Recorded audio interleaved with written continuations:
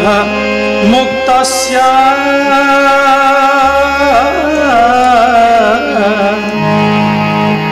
नारदस्य स्थिरस्य च विनिश्रवे कुतः प्रीति संयोग पुत्रतैः सह विनिश्रवे कुतः प्रीति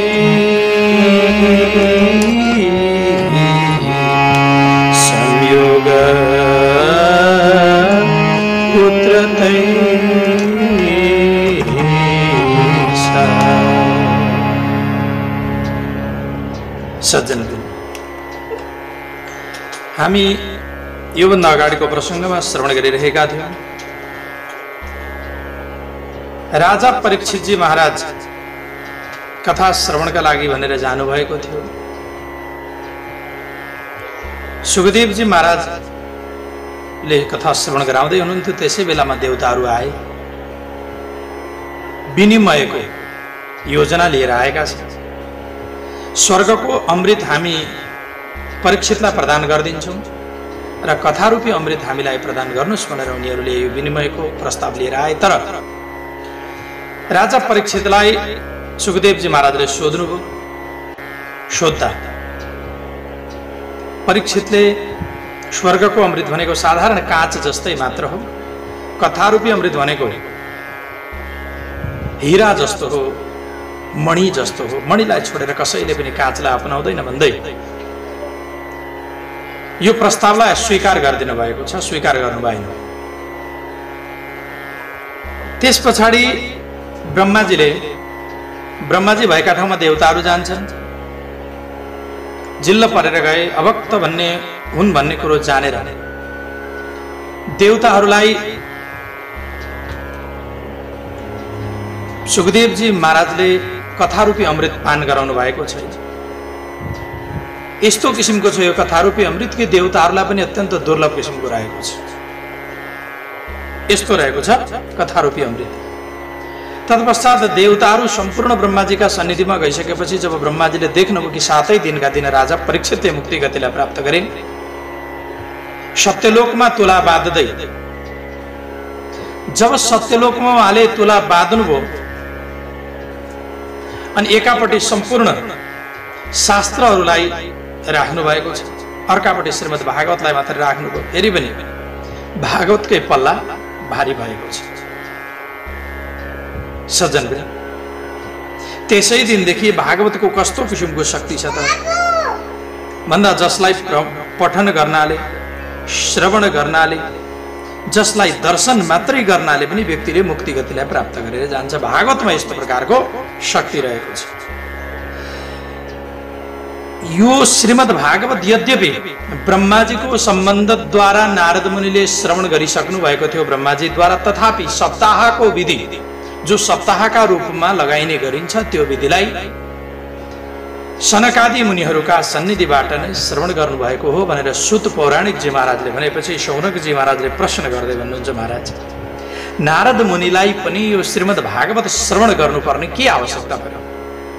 के कारणले गर्दा नारद मुनिले यो श्रीमद् भागवतलाई श्रवण गर्नुभयो? म यो कुरो जान्न चाहन्छु, किन आवश्यकता पर्यो भनेपछि सुतजी महाराज वर्णन गर्दै भन्नुहुन्छ,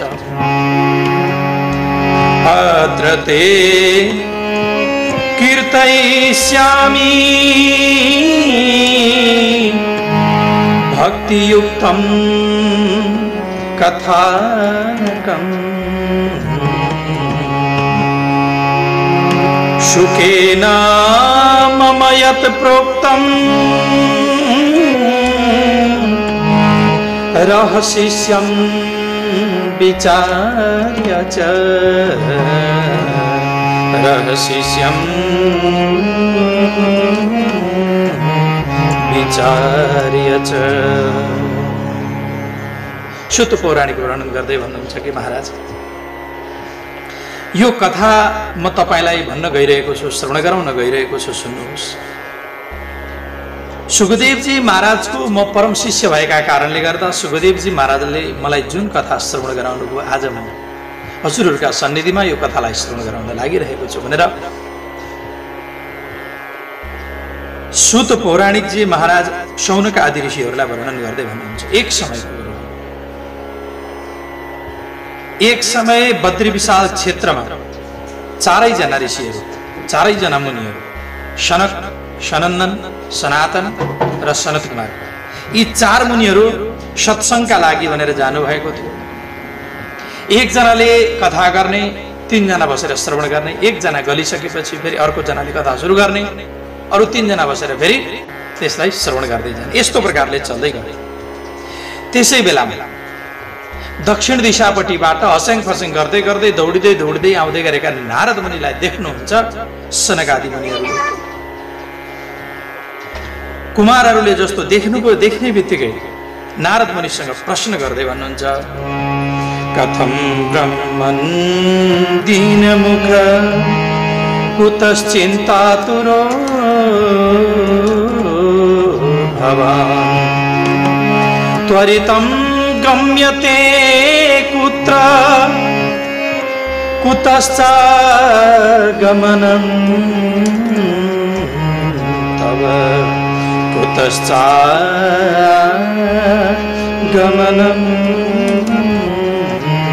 तव। कुमारहरू भन्दै प्रश्न गर्दै, हे नारद मुनि, यसरी तपाईँ दौडिँदै दौडिँदै हस्याङ फस्याङ गर्दै कहाँ जानुभएको, के कारण पर्यो? त्वरितम गम्यते कुत्र, यसरी छिटो छिटो कहाँ जाँदै हुनुहुन्छ र तपाईँको यसरी आगमनको कारण के? आज तपाईँको यस्तो स्थिति हामी देख्दैछौँ कि मानौ तपाईँलाई कसैले पिटेर कुटेर तपाईँको सम्पत्ति खोसिदिएको कि जस्तो किसिमको स्थिति छ। इदानीं शून्यचित्तोऽसि गतपित्तो यथा जनः तवेदं मुक्त संगस्य नोचितम वद कारणम। महाराज, तपाईँ जस्ता यस्ता मुक्त संग व्यक्तिलाई यसरी अत्यन्त मलिन मुख लगाउन उचित हुँदैन, न उचितम। मानौ तपाईँको यस्तो स्थिति भयो कि तपाईँको सम्पत्ति कसैले खोसिदियो, गोजी खाली भए अनि तपाईँ जिल्ल परेर बस्नुभएको छ जस्तो किसिमको अनुहार भइरहेको छ र तपाईँ जस्ता यस्ता सत्सङ्गी व्यक्ति, मुक्त सङ्ग व्यक्तिलाई तपाईँलाई उचित हुँदैन। महाराज, कृपा गरेर यो कुरालाई तपाईँले मनमा कहिले पटक्कै तपाईँ यसरी मलिनता नल्याउनुहोस् भनेपछि नारद मुनि फेरि उत्तर दिँदै भन्नुहुन्छ, आफ्नो आउनुको कारण के रहेछ त्यसलाई वर्णन गर्दै भन्नुहुन्छ नारद मुनिले, अहं तो पृथिवीं यातो ज्ञात्वा सर्वोत्तमामिति पुष्करं च प्रयागं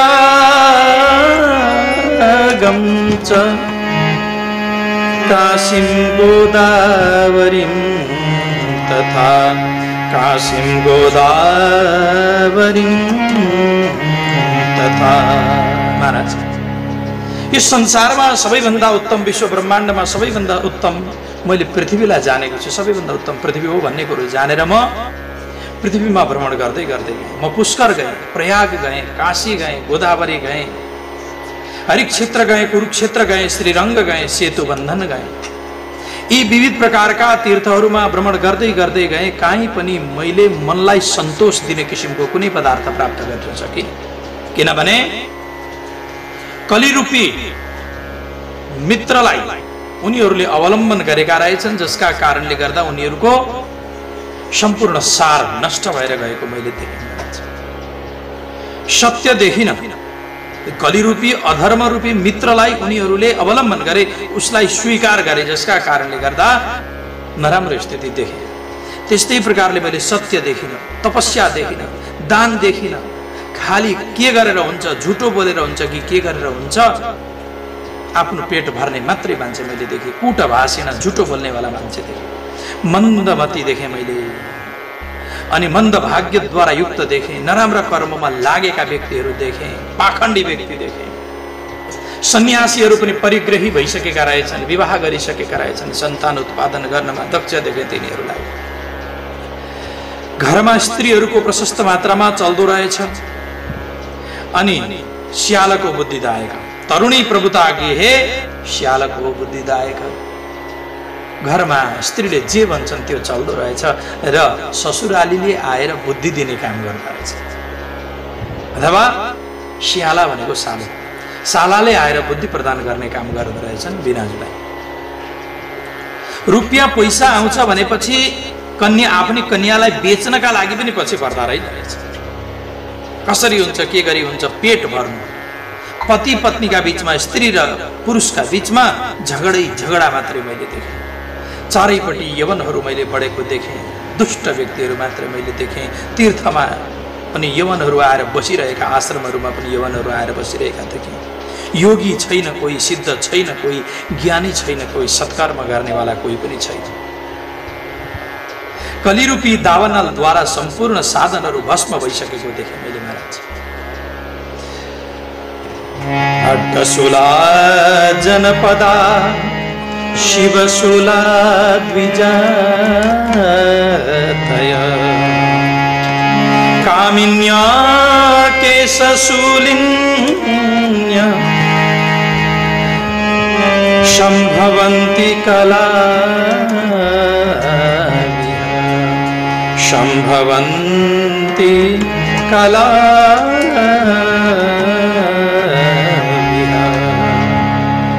अट्टशूला जनपदाः अट्टम अन्नम। व्यक्तिहरू अन्न बेच्नेवाला भएछन् सज्जन। अन्न बेच्ने चिज होइन, अन्नलाई त बाँडेर खाने चिज हो। अहिले यो विश्वमा महामारी फैलिएका बेलामा हामीले यसलाई महामारी मानेका छौँ, किनभने यसको कुनै प्रकारको औषधि बनेको छैन, अहिलेसम्म खोप बनेको छैन। त्यसै कारणले गर्दा कोभिड-19 नाम गरेको जुन यो बिमारी छ, एक प्रकारको खतरनाक किसिमको, जसको औषधि पनि छैन, त्यस्तो किसिमको बिमारी। र यो बेलामा हामीले थाहा पाउँदैछौँ, सबैजना घरमै बसेका छौँ, यो बेला थाहा पाउँदैछौँ कि वास्तवमा अन्न बेच्ने चिज रहेन रहेछ, बाँडेर खाने चिज रहेछ। अरू सबै चिजहरू नहुँदा पनि चल्दा रहेछन्, तर अन्न बिना चल्दो रहेछ यो जिन्दगी भन्ने कुरो त हामीले बुझिसकेका छौँ। अन्न बिना हाम्रो जीवन छैन। तसर्थ अन्न जस्तो अरू ठुलो पनि यो ठुलो संसारमा अरू केही पनि छैन। बाँडेर खाने चिज हो। अन्न बेच्नेवाला व्यक्तिहरू भएका रहेछन्। त्यस्तै प्रकारले अन्नशूला जनपदा शिवशूला द्विजातय। शिव वेदः, शिव भनेको वेद।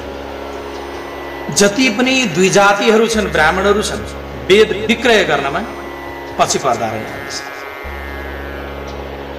यस्तो किसिमको मैले संसारमा देखेँ। र स्त्रीहरू केशको व्यापार गर्दा रहेछ। आजकल प्रशस्त भइ पनि रहेको छ स्थिति चारैपट्टि। यो पनि मैले देखेँ। चारैपट्टि बडा विभत्स अप्ठ्यारो किसिमको स्थितिलाई देखेपछि म भ्रमण गर्दै गर्दै अगाडि बढ्दै गएँ। यमुनाका किनारामा पुगेँ। कालकाल किलोलिनी कालिन्दी जो नदी यमुना छन्, बडा सुन्दर किसिमकी यमुना महारानीलाई देखेँ। आनन्दित हुँदै गएँ कि त्यहाँनिर मैले यो एक ठाउँ यस्तो किसिमको स्थिति देखेँ कि एउटी स्त्री छन्, बडा सर्वाङ्ग सुन्दरी छन्। चारैपट्टिबाट अन्य स्त्रीहरूद्वारा सेवित शुश्रूषित भइरहेका छन्, सेवा शुश्रूषा गरिरहेका छन् अन्य स्त्रीहरूले। फेरि पनि मनमा शान्ति छैन, त्यो स्त्रीको मन मलिन छ, अनुहार अँध्यारो किसिमको छ। त्यस्तै किसिमको स्त्रीलाई मैले देखेँ, जसका काखका छेउमा बुढा व्यक्तिहरू मस्त सुतिरहेका छन्। परबाट हेर्दै थिएँ कि त्यसै बेलामा मलाई ती स्त्रीले बोलाउँदै परैबाट भन्न थालिन्, भो साधु क्षणं तिष्ठ मच्चिन्ताम् अपि नाशय दर्शनं तव लोकस्य सर्वथा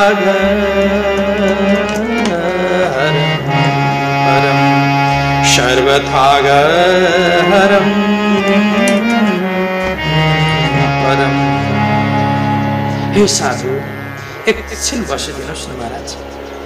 मेरो जुन प्रकारको मेरा मनमा परेको चिन्ता छ त्यसलाई नाश गरिदिनुहोस् महाराज। मैले के सुनेकी छु भने साधु सन्तको समागम, साधु सन्तका साथ साधु सन्तको दर्शन, त्यस्ता किसिमका सज्जन साधुहरूको दर्शन दुःखलाई नाश गराउनेवाला हुन्छ। तसर्थ कृपा गरेर महाराज आज हजुरको दर्शनका कारणले गर्दा म धन्य भएँ भनेपछि नारद मुनिले सोध्नु पर्यो यी को रहेछन् त भनेर सोध्ने प्रयत्न गर्नुहुन्छ। अनि सोध्दै भन्न थाल्नुभयो ती स्त्रीसँग, देवी तिमी को हौ, तिम्रो आफ्नो परिचय देऊ भनेर भन्न थाल्नुभयो। काशी त्वं का विमोचेमा नार्यका पद्मलोचना वद देवी सविस्तारम् स्वस्य दुःखस्य कारणम् स्वस्य दुःखस्य कारणम्। हे देवी पद्मलोचने, हे कमल नयनी देवी तिमी को हो, तिम्रो दुःखको कारण के हो सबै मलाई विस्तार पूर्वक बताऊ भनेपछि ती बालाले भन्न थालिन्, ती देवीले भन्न थालिन्, आफ्नो वृत्तान्त श्रवण गराउन थालिन्। अहम भक्तिरिति ख्याता इमो मे तनयो मतो ज्ञान वैराग्य नामनो कालयोगेन जर जरो। महाराज मेरो नाम भक्ति हो, यी दुवैजना व्यक्तिहरू छन् नि ज्ञान वैराग्य नाम गरेका यी मेरा पुत्रहरू समय परिस्थितिका कारणले गर्दा आज यिनीहरू जर्जर भएका छन्, वृद्ध भएका छन् महाराज। अनि अरू जति पनि देख्नुहुन्छ नि हजुरले चारैपट्टि बसेर मेरो सेवा शुश्रूषा गरिरहेका छन्, सेवा शुश्रूषामा तल्लीन छन्, यी सम्पूर्ण स्त्रीहरू गङ्गा आदि गरिएका नदीहरू मूर्तिमन्त बनेर आएका छन् यहाँनिर। महाराज सम्पूर्ण मेरो वृत्तान्तलाई श्रवण गर्नुहोस्।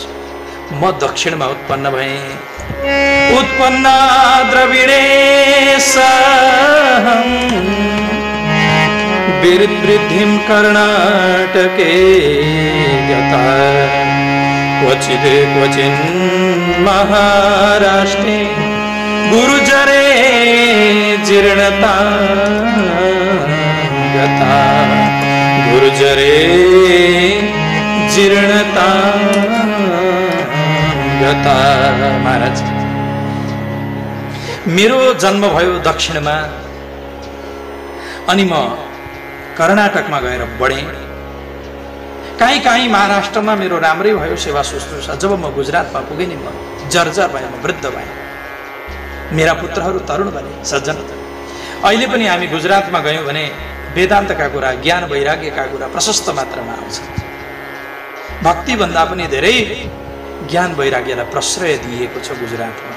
बडा ज्ञानी व्यक्तिहरू हुन्छन् त्यहाँनिर, विद्वान व्यक्तिहरू बस्ने गर्दछ। अहिले पनि त्यो स्थिति छँदैछ। त्यस पछाडि जसो तसो गरेर मेरा पुत्रहरूद्वारा म यहाँ वृन्दावनसम्म आइपुगेँ। वृन्दावनमा आउने बित्तिकै मेरो स्थिति कस्तो भयो, जस्तो म वृन्दावनमा आइपुगेँ त्यसै बेलामा मेरो स्थिति भयो, म वृद्ध भएर गएँ। अनि म तरुणी भएँ, तर मेरा पुत्रहरू वृद्ध भएर गए। हेर्नुहोस् न महाराज, बडा अचम्मको हो। आमा वृद्ध भएर पुत्रहरू तरुण हुन त सुहाउँछ, तर आमा तरुणी छोराहरू बुढा, यो कहाँको नीति होला भन्नुहोस् त, कहाँको नियम होला? यो असुहाउँदो किसिमको भएको छ। त्यसै कारणले गर्दा महाराज म अप्ठ्यारा स्थितिमा परेँ। म अत्यन्त चिन्तित छु, अब म के गरौँ, कसो गरौँ भनेपछि नारद मुनि भन्नुहुन्छ, देवी तिमीले कुनै प्रकारको चिन्ता गर्नु पर्दैन, भगवान श्रीहरिले जे गर्नुहुन्छ त्यो ठिकै गर्नुहुन्छ भनेर नारद मुनिले भन्नुभयो। अनि भन्न थाल्नुभयो फेरि नारद मुनि, हे देवी यो भनेको अरू कसैको पनि गल्ती होइन, यो भनेको कलियुगको गल्ती हो, जसका कारणले गर्दा सदाचार, योग मार्ग, तपस्या आदि लोप भएर गएका छन्। व्यक्तिहरू सठ कर्म गर्न थालेका छन्, आसुरतालाई धारण गरिसकेका छन्। त्यस्तै प्रकारले धैर्यवान कोही छैन, धीमान बुद्धिमान कोही पनि छैन, धीर पण्डित ज्ञानी कोही पनि छैन। प्रत्येक वर्ष पृथ्वी भारतद्वारा आक्रान्त हुँदै हुँदै गइरहेकी छन्। अनि मङ्गल घट्दै घट्दै घट्दै घट्दै गइरहेको छ। मङ्गलम नापि दृश्यते, मङ्गल देखिँदैन, राम्रो स्थिति देखिँदैन, चारैपट्टि नराम्रो मात्र स्थिति देखिरहेको छ, सृजना भइरहेको छ। हेर्नुहोस्, त्यसै कारणले गर्दा म एउटा कुरो के भन्न चाहन्छु भने, हे देवी, आज तिमी वृन्दावनलाई प्राप्त गर्यौ। वृन्दावनका संयोगका कारणले गर्दा आज तिमी तरुणी बनेकी छौ। धन्य छ वृन्दावन धाम, जहाँ सधैँभरि भक्ति नृत्य गर्ने गर्दछन्। आज तिम्रा छोराहरू बुढो हुनुको पछाडि कारण के छ त? वृद्ध हुनुको पछाडि कारण यो हो कि वृन्दावनमा ज्ञानी र वैरागीका लागि त्यति ठाउँ छ। त्यहाँ भक्ति मात्रै जान्दछ। हर कोही व्यक्तिले, एउटा रिक्सावालले पनि के भन्छ? राधे राधे भन्ने गर्दछ। खालि राधाको नाम मात्रै चल्ने गर्दछ। त्यसै कारणले गर्दा भक्ति सिवायहरू उनीहरू केही पनि जान्दैनन्। उनीहरू विशेष गरेर राधालाई जान्दछन्, कृष्णलाई भन्दा पनि धेरै राधालाई जान्दछन्। राधाको माध्यमद्वारा कृष्णलाई प्राप्त गर्न सकिन्छ। किन त भन्दाखेरि कृष्ण र राधामा कुनै पनि फेर छैन। राधा भने पनि कृष्ण भने पनि एउटै हो। अर्को कुरो के त भन्नुहुन्छ भने कि कृष्ण सूर्य हो भने त्यसको प्रकाश हो राधा। कृष्ण लड्डु हो भने त्यसको मिठास हो राधा। कृष्ण पानी हो भने त्यसको रस हो राधा। राधा बिना चल्दैन। कृष्ण पनि अधुरो हुनुहुन्छ, आधा हुनुहुन्छ। सजन, तसर्थ भक्तिद्वारा नै कलियुगमा मुक्ति गतिलाई प्राप्त गर्न बडा सरल हुन्छ, बडा सजिलो हुन्छ। तसर्थ भक्ति गर्नुपर्दछ र भगवानसँग यही प्रार्थना गर्नु पर्यो कि हे प्रभु, मेरो भक्ति गर्दा गर्दै प्राण छुटेर जाओस् भनेर परमात्मासँग आफूले पनि प्रार्थना गर्नुपर्दछ। भक्ति गर्दै छुटोस् मेरो प्राण, प्रभुजी मागु सधैँ, रहोस् जन्म जन्म तिम्रो साथ, प्रभुजी मागु सधैँ। भक्ति गर्दै छुटोस् मेरो प्राण, प्रभुजी मागु सधैँ। भगवानसँग केही पनि नमाग्नु, मात्रै माग्ने त के त भन्दा, हे प्रभु, भक्ति गर्दा गर्दै मेरो प्राण छुटेर जाओस् भनेर मात्रै भक्ति माग्नु पर्दछ। भक्ति कसरी गरिन्छ त्यस्तो किसिमको शक्ति प्रदान गरिदिनुहोस् भनेर परमात्मासँग आफूले यही नै प्रार्थना गर्ने र भक्ति माग्नु पर्दछ परमात्मासँग। अरू कुनै पनि वस्तु मागिराख्नु पर्ने आवश्यकता छैन। भौतिक पदार्थहरू हामी माग्न चाहन्छौँ कहिलेकाहीँ भगवानसँग, तर भौतिक पदार्थहरू माग्न हुँदैन परमात्मासँग। भौतिक पदार्थ दिनेवाला त अरू पनि छँदैछ र भाग्यमा जे हुन्छ, जे जति लेखिएको छ त्यो प्राप्त भएरै छोड्छ, कसैको केही चल्दैन। तसर्थ भौतिक पदार्थ माग्ने होइन, भगवानसँग भक्ति माग्ने। कसरी म भक्ति गर्न सक्दछु भनेर भक्ति माग्ने आफूले प्रयत्न गर्नु। त्यस पछाडि भक्ति माता भन्नुहुन्छ, के नारद मुनि, मलाई एउटा कुरो अचम्म लाग्दछ। राजा परीक्षित जस्ता व्यक्तिले पनि यस्तो अपवित्र किसिमको कलीलाई किन स्थापना गर्नुभयो, जसका कारणले गर्दा यो सारा संसारको सार हटेर गएको छ। संसारमा कुनै प्रकारको सार रहेन। म हजुरसँग यही प्रश्न गर्न चाहन्छु, कृपा गरेर मलाई बताइदिनुहोस् न। मेरो मनमा संशय छ। इमं मे संशयम छिन्दी तद्वाचा सुखितास्मि हम। आज मेरो मनको संशयलाई छेदन गरिदिनुहोस्, जसद्वारा हजुरका वाणीद्वारा मलाई केही सुख प्राप्त हुन्थ्यो कि त्यस्तो किसिमको हजुरले कृपा गरेर काम गरिदिनुहोस् भनेर माता भक्तिले भनेको। तत्पश्चात नारद मुनि भन्नुहुन्छ, हे देवी, तिमी सोध्छौ भने म अवश्य भयो तिमीलाई बताउँदैछु, सुन। कारण के त भन्दाखेरि, यदि तिमी सोध्छौ भने राम्रो प्रकारले म बताउँदैछु, जसद्वारा तिम्रो मनमा रहेको जुन शङ्का छ त्यो हटेर जान्छ। कुन दिनदेखि कली आएको हो त, कसले स्थापना गर्यो कलीलाई भन्ने प्रसङ्गमा एउटा श्लोकद्वारा वर्णन गर्दै हुनुहुन्छ। यदा मुकुन्दो भगवन् क्षमं त्यक्त्वा स्वपदं गता, तद्दिनात् कलिरायत सर्वसाधन वाधक, सर्वसाधन वाधक।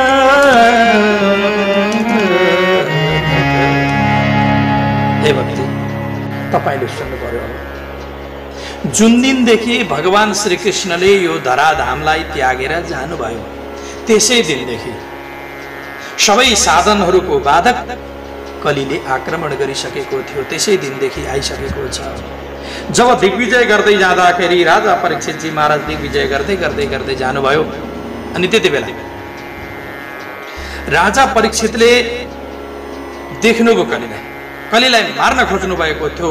धनुषमा बाण सन्धान गरेर ठिक्क मार्न खोज्नु भएको थियो। कली नतमस्तक भनेर आयो, राजा परीक्षितका चरणमा लम्पसार पर्यो अनि भन्न थाल्यो, महाराज मलाई नमार्नुहोस्, ममा पनि केही गुण छ, केही गुणका कारणले गर्दा मलाई बक्सिदिनुहोस्, कृपा गरेर मलाई नमार्नुहोस् भनेर यसरी राजा परीक्षितले जब नतमस्तक राजा परीक्षितका अगाडिपट्टि कली नतमस्तक भए, त्यसै बेलामा राजा परीक्षितले उसँग सोध्नुभयो कलीसँग, हे कली तसँग के चाहिँ सुन्दर किसिमको चिज छ त, लु बता न त, तेरो गुण के हो भनेपछि कलीले भन्न थाले, महाराज ममा पनि गुण छ, के छ गुण, लु बताइए भनेपछि कलीले भन्छन्, यत्फलं नास्ति तपसा न योगेन समाधिना तत्फलं लभते सम्यक् कलौ केशव किरीटना कलौ केशव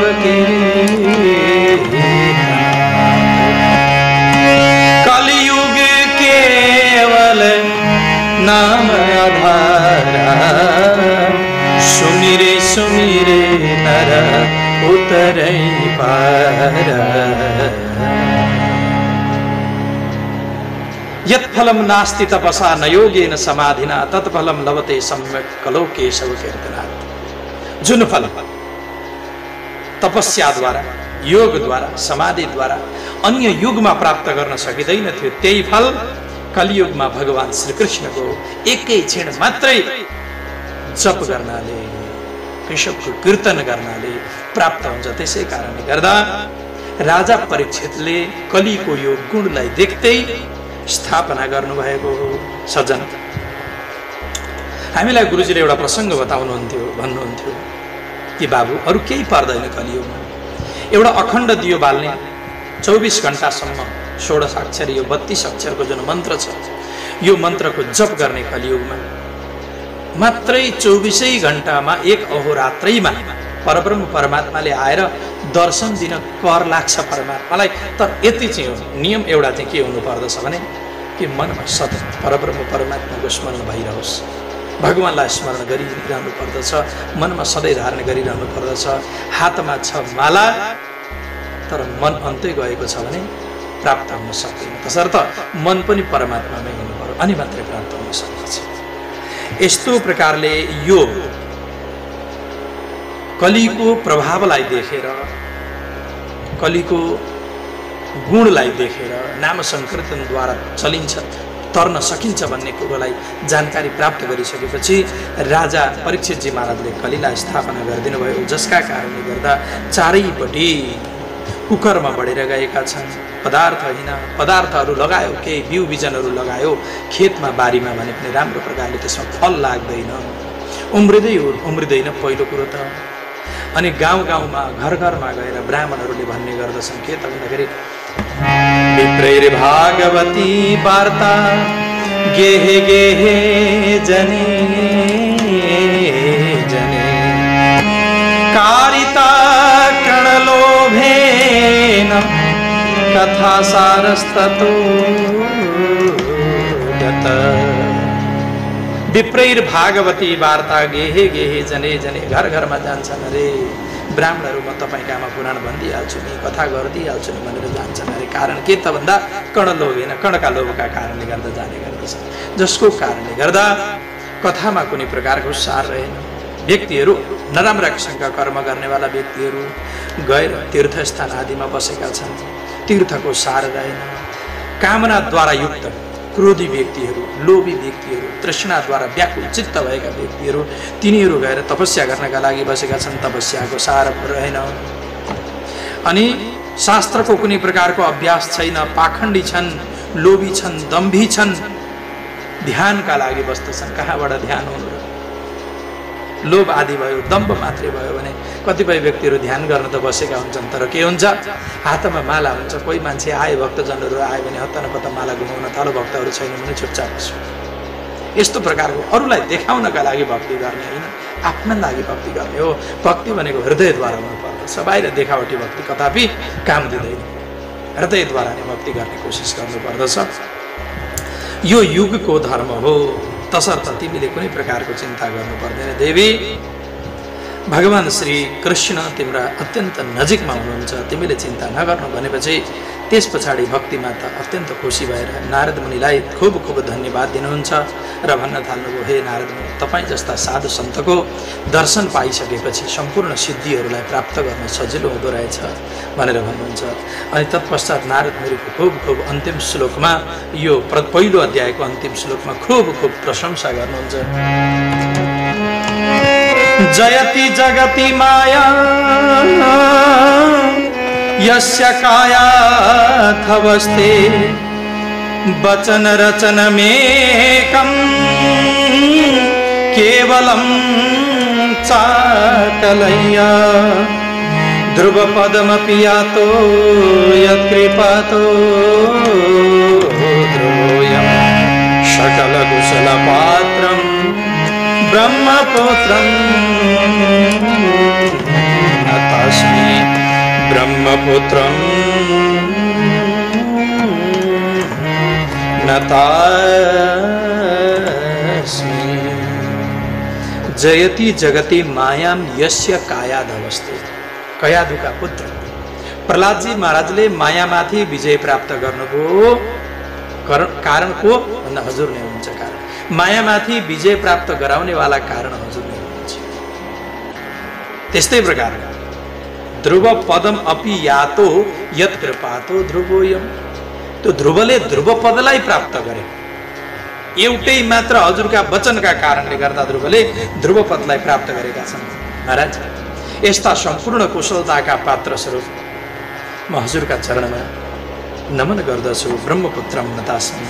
हे नारद मुनि, तपाईँ ब्रह्माजीका पुत्र हुनुहुन्छ, म हजुरलाई नमन गर्दछु भनेर यसरी पहिलो अध्यायलाई यहाँनिर पूर्ण गरिन्छ। त्यस पछाडि गएर अब नारद मुनि ज्ञान वैराग्यको प्रचार प्रसारका लागि, ज्ञान वैराग्यको प्रचार प्रसारका लागि, भक्तिसहित ज्ञान वैराग्यको प्रचार प्रसारका लागि सनकादि र नारद मुनिका बीचको संवाद रहेको छ। यो प्रसङ्गलाई हामी फेरि भोलिदेखि अगाडि श्रवण गर्दै गर्दै जानेछौँ भन्दै पहिलो अध्यायलाई यहीँनिर हामी विश्राम दिन चाहन्छौँ र यो पहिलो अध्याय कुनै परब्रह्म परमात्माका चरण कमलमा समर्पण गर्दै म पनि आजको यो प्रसङ्गलाई यहीँ विश्राम दिन चाहन्छु। ओम शान्ति शान्ति शान्ति।